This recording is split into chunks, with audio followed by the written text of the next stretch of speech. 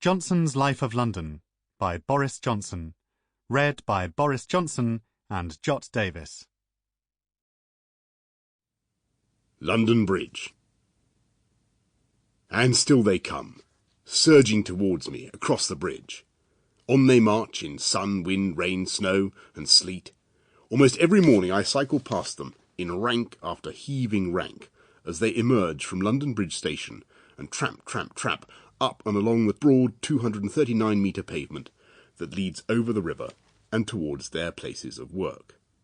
It feels as if I'm reviewing an honourable regiment of yomping commuters, and as I pass them down the bus-rutted tarmac, there's the occasional eyes left moment, and I'll be greeted with a smile, or perhaps a cheery four-letter cry. Sometimes they're on the phone, or talking to their neighbours, or checking their texts. A few of them may glance at the scene, which is certainly worth a glance. On their left, the glistening turrets of the city. On their right, the white Norman keep, the guns of HMS Belfast, and the mad castellations of Tower Bridge. And beneath them, the powerful swirling eddies of the river that seems to be green or brown, depending on the time of day.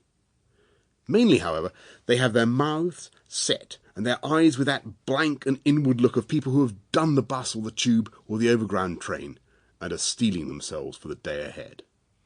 This was the sight, you remember, that filled T.S. Eliot with horror. A crowd flowed over London Bridge, so many, reported the sensitive banker-turned-poet. I had not thought death had undone so many, he moaned.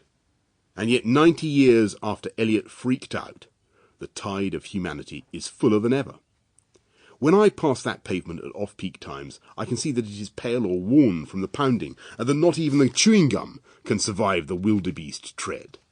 The crowd has changed since Eliot had his moment of apocalypse. There are thousands of women on the march today, wearing trainers and carrying their heels in bags. The men have rucksacks instead of briefcases. No one's wearing a bowler hat, and hardly anyone seems to be smoking a cigarette, let alone a pipe. But London's commuters are still the same in their trudging purpose, and they come in numbers not seen before. London's buses are carrying more people than at any time in history. The tube is travelling more miles than ever, and more people are riding on the trains.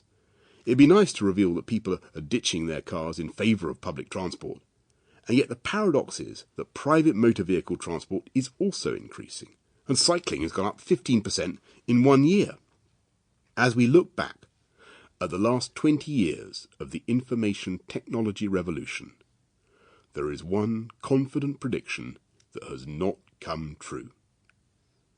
They said we would all be sitting in our kitchens in Dorking or Dorset and telecottaging down the information superhighway.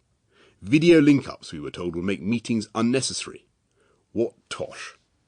Whatever we may think they need to do, people want to see other people up close.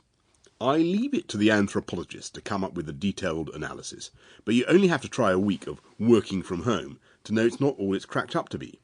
You soon get gloomy from making cups of coffee and surfing the internet and going to hack at that piece of cheese in the fridge. And then there are some profounder reasons for this obstinate human desire to be snuffling round each other at the water cooler. As the Harvard economist Edward Glaser has demonstrated, the move to the city is as rational in the information revolution as it was in the industrial revolution. By the time I get to cycle home, most of the morning crowds have tramped the other way. Like some gigantic undersea cylindrate, London has completed its spectacular daily act of respiration, sucking in millions of commuters from 7 a.m. to 9 a.m, and then efficiently expelling them back to the suburbs and the home counties from 5 p.m. to 7 p.m. But the drift home is more staggered. There are pubs, clubs, bars to be visited, and as I watch the crowds of drinkers on the pavement, knots of people dissolving and reforming in a slow minuet, I can see why the city beats the countryside hands down. It's the sheer range of opportunity.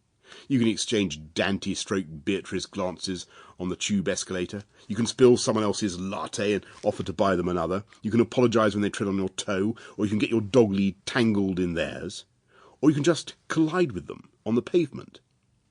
You can even use the personal dating services in the evening paper, or, I imagine this still goes on, you can offer to buy them a drink.